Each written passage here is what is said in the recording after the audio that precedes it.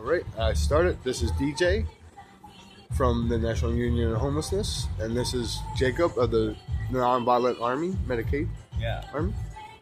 So, So, Jake, I wanted to get this interview done today to get knowledge out there about what we're about. So when people see us, they don't have to be afraid to talk to us. They don't think we're trying to get information out of them. So why don't you tell us a little bit about what we're doing here today? Yeah. Thanks, DJ. Yeah. Well, we just had a conversation with this guy Tony, who sort of said, "Well, what are y'all doing in Washington?" Because you and I came all the way from Philly, along with some other people, came from all over, right? And I said to him, there's great people here in Washington. There's people we got to get together with, and so at the root of like what we're doing is we're getting together with everybody, right?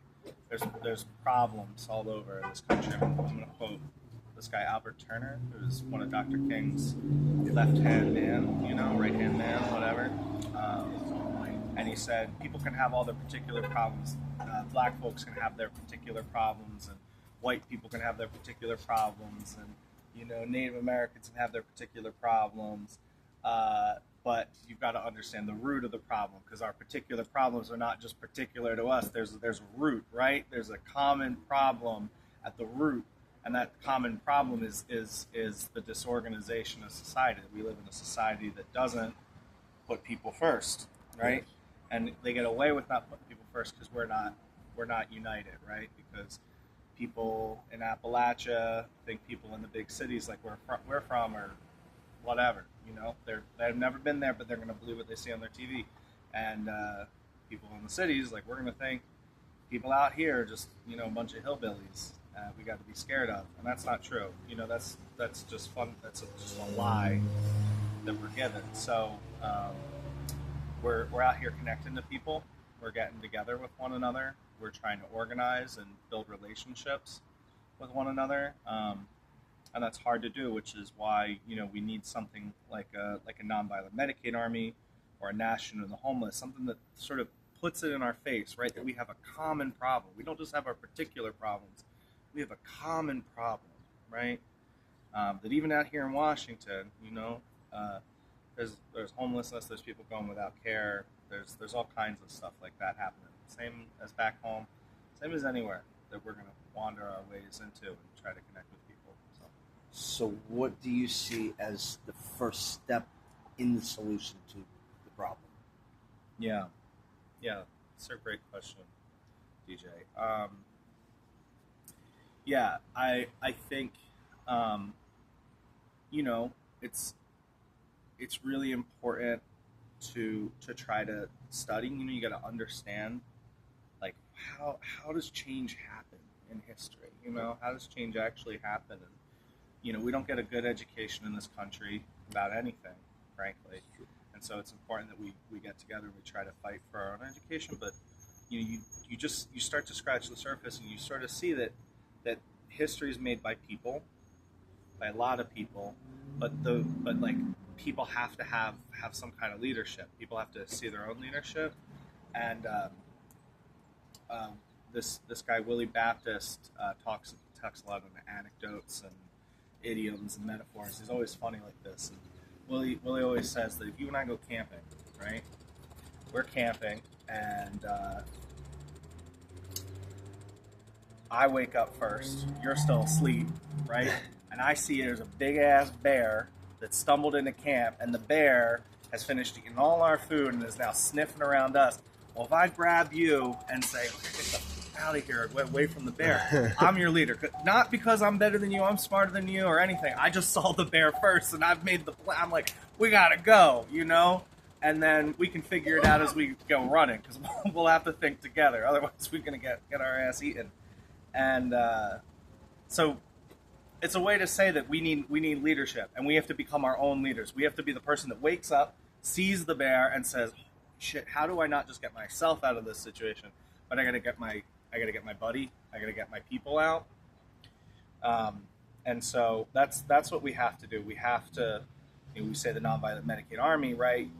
Well, an army needs generals, an army needs officers, it needs captains, it needs people that are clear, competent, committed, and connected, and ready to take on any amount of work. Because I'm not a military guy. I've never been. I got some military family, but if like the sergeant shot in the field, and they're cut off from communication, well, the lieutenant steps up and commands, is the next in command, right? There's a chain of command that actually needs to take place that everybody in the unit understands, down to the very, very last private, right? He's the last person, right? And so we have to have the sophistication in organization to have a real chain of command, and everybody in that chain of command has to be a leader that's developed. And no leader is unimportant or inconsequential. Every single person in our movement has the ability to lead, and we have to develop one another to do that. Okay. And last question I'm going to ask you: if you had one message to give out to the world, what would it be?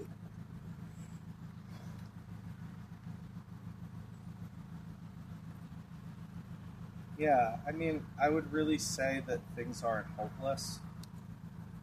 I think I would say that things are not as hopeless as they're portrayed to be. Hopelessness is a commodity that the people in charge, the powers that be, peddle. It's one of their most prolific things that they produce. You turn on the TV and you feel uninspired. You feel discarded. You feel like shit stacked against you. The planet's burning. Whatever. You can't pay your bills. The big scale things feel hopeless, and the small scale things feel hopeless, and that's not true. That's not true. And people are not common people are not your enemy. Common people are not they're not fucked up. The only people that are fucked up are the people that are at the top of this and intentionally perpetuating a system of hopelessness, of dispossession. The average person, even if they say messed up shit, honestly, that's not their original thought. If somebody says some messed up shit to you, that's them repeating what they learned from the people that have power, and their power is inconsequential to what we could all have if we all got together. I'll bring in Willie one more time. Willie talks about the sleeping giant. There's the average person, poor and dispossessed folks, working class. If you just sell your body, right? You're a working class person, or if you can't sell your body at a job and you're screwed, well, you're still working class. Our power is that a sleeping giant, big as the sky. And the people in charge, they're awake. They're a flea on our forehead. And they're just sucking our blood and pissing and making a mess on our heads and just getting fat off of our blood. But if we woke up, if that giant woke up, what's a flea isn't going to fight you or me. What's a flea to a giant, right? It's nothing, right? And anytime I feel hopeless, I think about that. And I think about that we get to wake up together, which feels really great. It feels, I'm kind of an antisocial person, but every time I go out and talk to people, I just am deeply reminded of how beautiful life is, and God is gracious, and I'm excited to keep on keeping on with it. So, yeah. Thank you for taking our time to talk to us. And yeah, DJ, you're the man.